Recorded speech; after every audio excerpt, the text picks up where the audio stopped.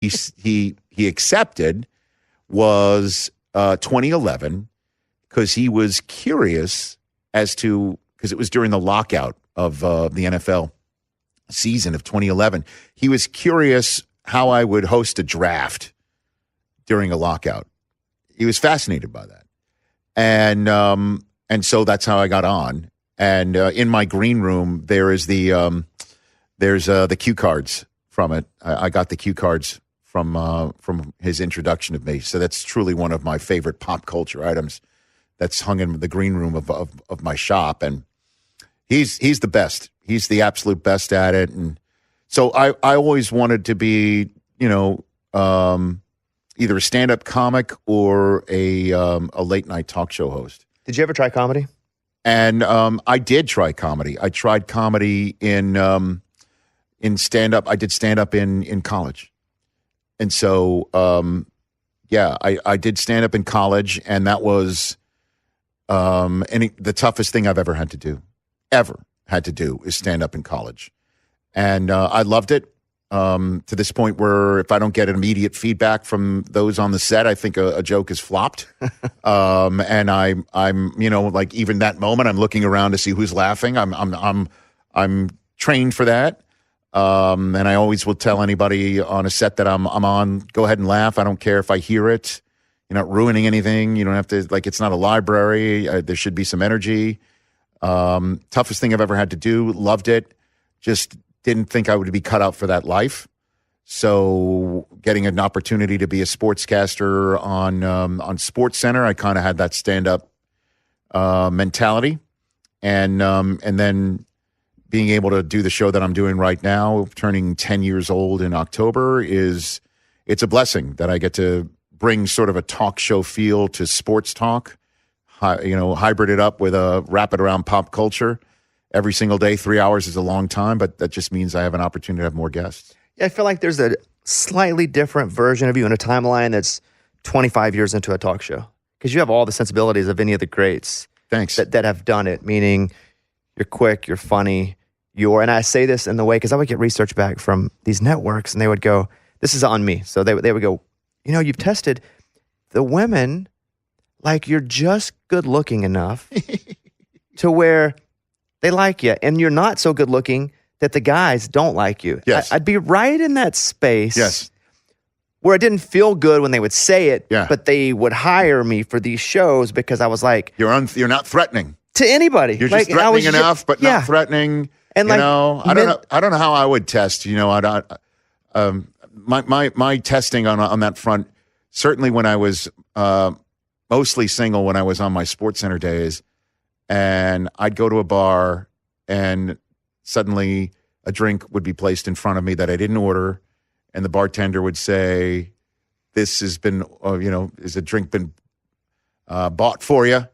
And I would look up, and there would be like 3 hot chicks and just the one fat guy in between him, just raising his glass at me like, "You the man." But see, that was my life, point. Bobby, that is my point. That was my life. That anecdote right there is exactly what I'm saying. Yeah. Meaning, you're super funny, but I think some of your funny can be lost because you have to talk for so long. I feel the same way about myself. I've got to do 4 or 5 hours. Yeah. And when you have to talk that long about things, the really funny things can get lost because you're having to paint broad strokes. Dude, you are not wrong, Bobby. And that's why the advent of and the currency that figuratively, not literally, because these don't really make a lot of money actually revenue-wise to go deep in the business of it.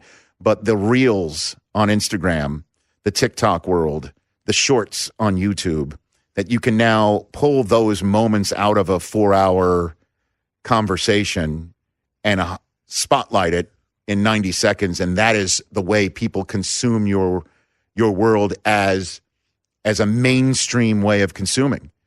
Back when, we were kids, it'd be just like, what do you mean you can just boil down a 3-hour show and to 90 fun seconds and people will watch that, and how will they watch it, and how is that even remotely showing off the breadth of your work?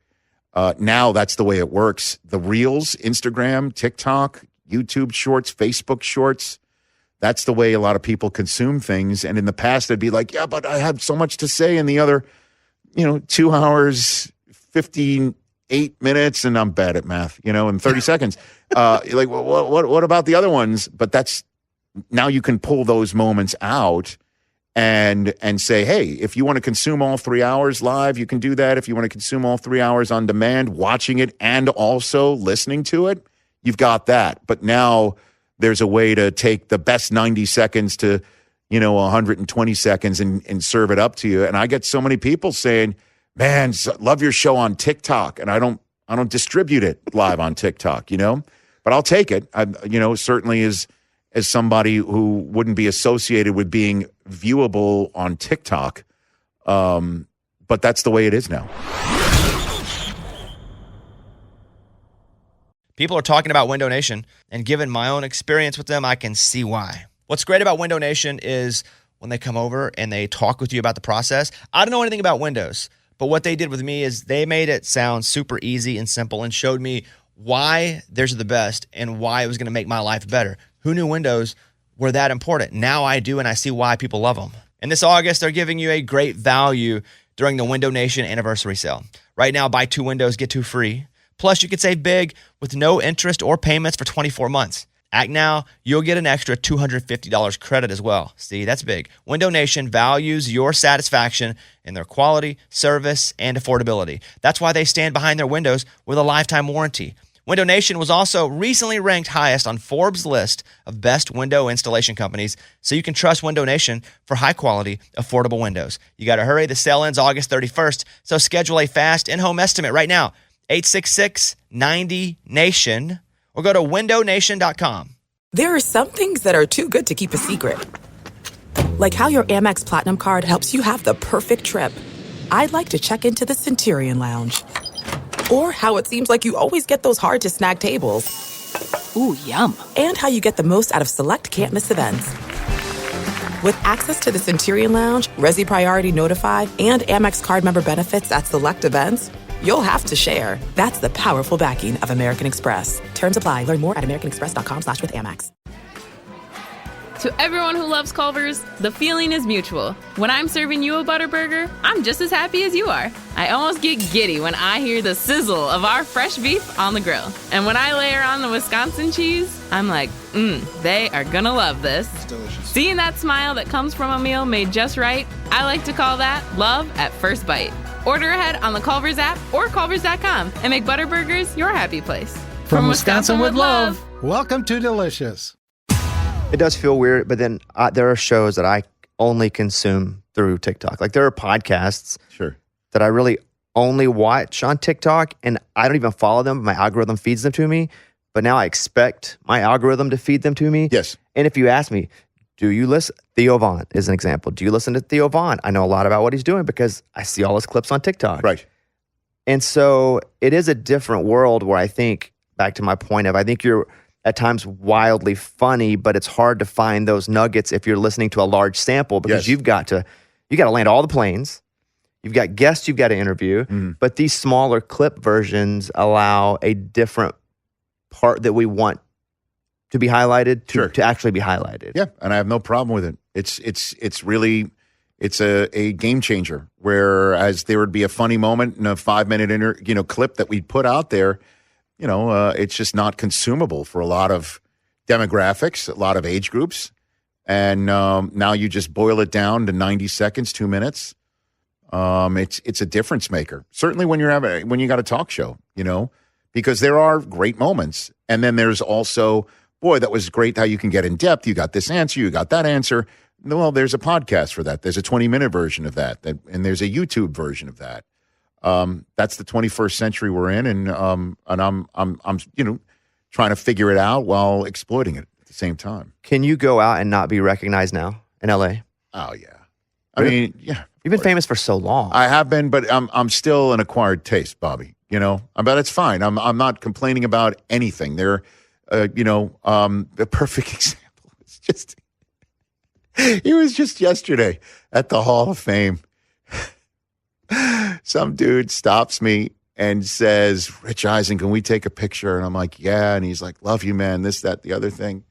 And he turns around as I'm leaving, and his wife says, "Who's that?" Does it ever She happen? goes, "Who's that?" Like out loud. Yeah. And I laughed. You know what I mean? Like I'm just gonna laugh and not turn around and say, "What do you like?"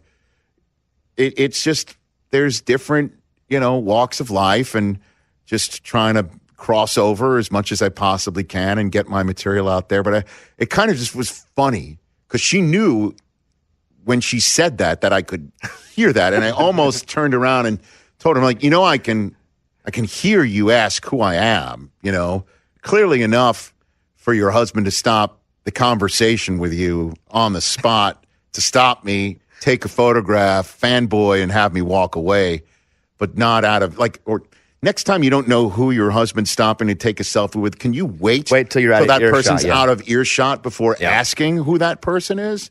But hey, it's all good. It's kind of you to, ask that question, and it's all good, man. I don't mind stopping, talking to people, it doesn't faze me at all. It's great. The weird one for me is if someone comes up and they say, "Hey," and I feel like people at times aren't knowing what they're saying. They're just trying to fill silence. Can I guess what it is? I'm sure you can, yeah. Okay. Where are you from? Where do I know you? That happens a lot too. Like it's now what am I, Google? Yes, what do I know Am I your you from? personal Google? Yeah. Am I like your AI assistant here? That's not is even that the what most it is? cutting though. If that happens, that's a nice one. Okay. The one that cuts me the most, they'll come up and go, "Hey, do you mind if I get a picture?" And I'm like, "No, not at all." They go, "I don't even know who you are. My uncle's a huge fan," or my aunt's. And I think to myself, you don't have to say you don't know who I am. You can just say, "Can I take a picture?" And then disperse with the picture however you'd like. But they'll come up and go, "Hey, do you mind if I get a picture?" I'm like, "Of course not. Why would I care?" And to be honest, I don't know who you are, but my aunt will love this. Yeah. And I'm like, I didn't feel like there was a need to say you didn't know who I was. Yeah, I have no idea who you are. Yeah. Right. My favorite moment was, this happened with Stuart once, Stuart Scott, where somebody came up, and these were the old days where there were no camera phones. Okay. Like the actual phone, an actual real camera. I'm standing there with him. He says, somebody went up to Stuart and said, "Would you mind taking a picture?" He goes, "Absolutely not." Oh, yeah. And they handed him the camera to take a picture of me with that person. And it was like Stuart thought I had put this person up to that, but it was not at all. And it was awesome. That to the point where I would then in future times ask people to do that to Stuart, and then he would ask people to do that to me. Like, so anytime, which is a problem because now we're being skeptical of people asking, "Would you mind if you took a picture?" You've planted the seed of doubt at all times. Oh, but it was great. He handed the camera to Stuart, and Stuart's like, "Oh, okay." Took the picture. Oh, my God. That was awesome. Was at the All-Star game this year. Another one is someone had recognized me from something, and I was like, "Take a picture?" "Sure, love. Let's take the picture." Someone else came up and goes, "Hey, can I get one?" "Yeah, sure. Take one." "Who are you again?" "I just saw them taking a picture with you." I'll get that. And Yeah, again, sure. Yeah. I'm like, here, I should have, you know what, you and I should have folded up in our wallets if you still have you're one. way more famous than I am. It's just not the like same. we should have like our resumes folded up. Like, here you go. I just put a code. Just unfold it and say, "This is my resume.